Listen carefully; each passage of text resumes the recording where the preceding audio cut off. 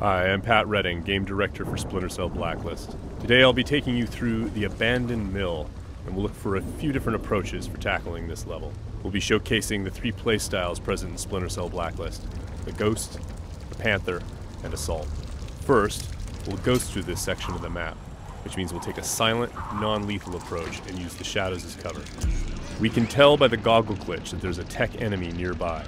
This enemy jams our visual signal, rendering our goggles useless for the time being.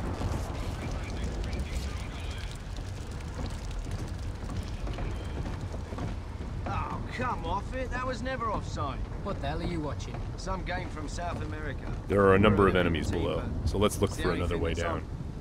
Bad football's better than no football, you ask me. The tech enemy's dangerous. If we get detected, he's also able to deploy recon drones, which can hunt us down and deliver an explosive payload.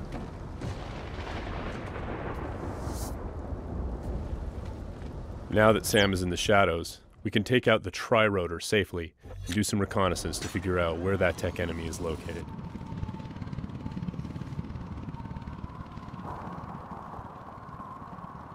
The tri-rotor is equipped with sonar vision and can access areas that are too dangerous or difficult for the player to navigate.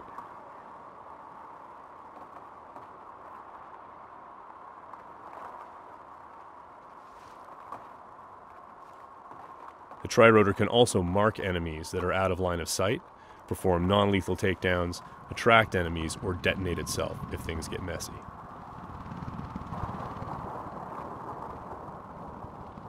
We have to be careful though. The tri-rotor makes noise of its own and is visible to enemies, so if we get caught, all hell will break loose. We've spotted our tech enemy hard at work on his laptop.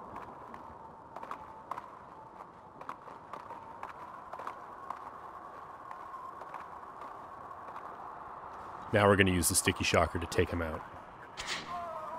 Of course, that's going to leave a telltale body lying around for the enemies to discover and get alarmed with. So we need to move quickly. What have we got here? What's that? One way for us to manipulate the AI is just to attract them outright with a whistle or a whisper.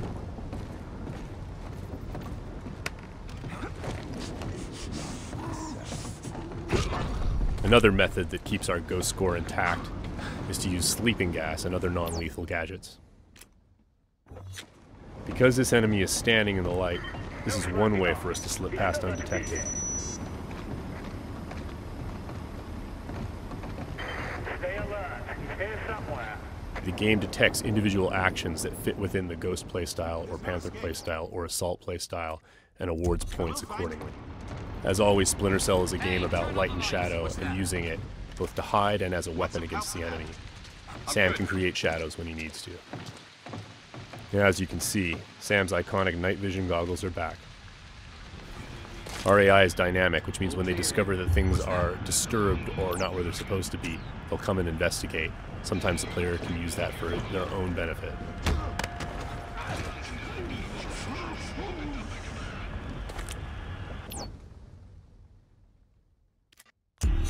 Now that the tech enemy is out of the picture, we can use our sonar goggles to better see our surroundings.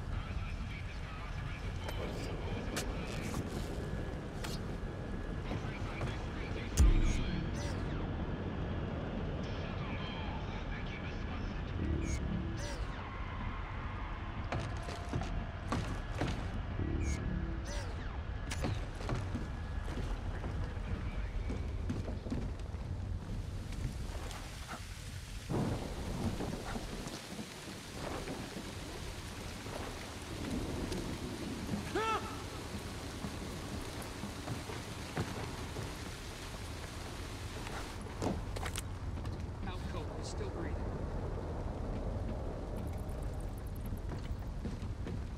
Light and shadow are hallmarks of Splinter Cell. We'll use the shadow as our cover to move through this area.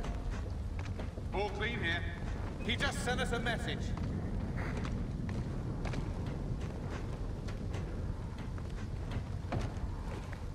Watch your back.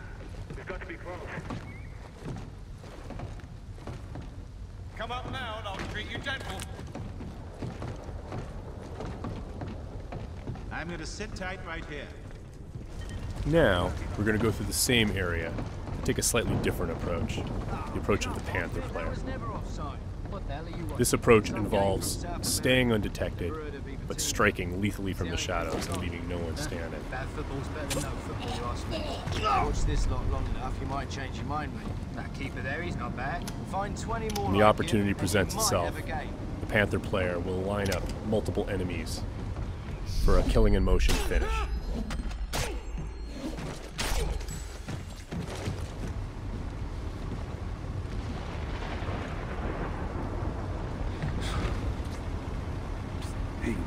And as with the Ghost, it's still possible to attract and manipulate the AI. It's just the end result is a lot deadlier.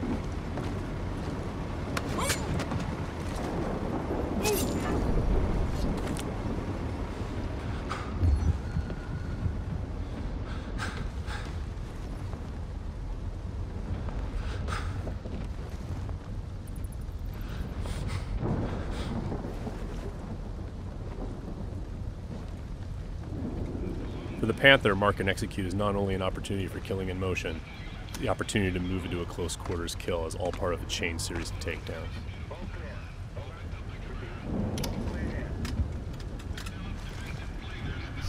Drone is locked.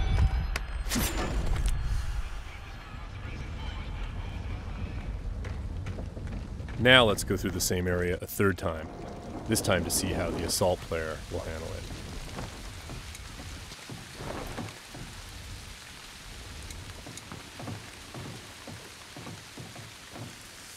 This player is all about taking kinetic action. They don't mind being loud, they don't mind being detected, because they know there won't be any witnesses left behind to say anything about it.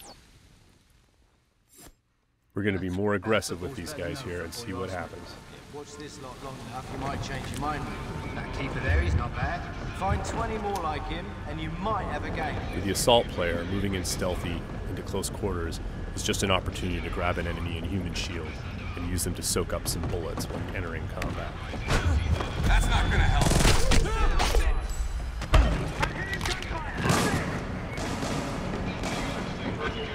Last known position can be used to mislead our enemies.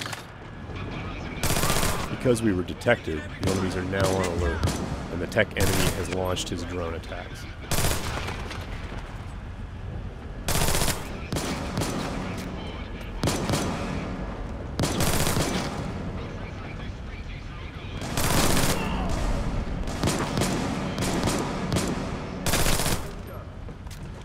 The gameplay in Splinter Cell is dynamic, meaning the AI gets a vote as to what happens next.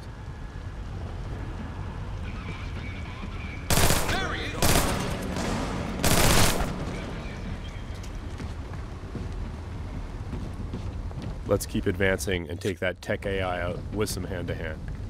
Drone is locked. That was just a snapshot of what you can expect. Stay tuned for more Splinter Cell news in the weeks to come.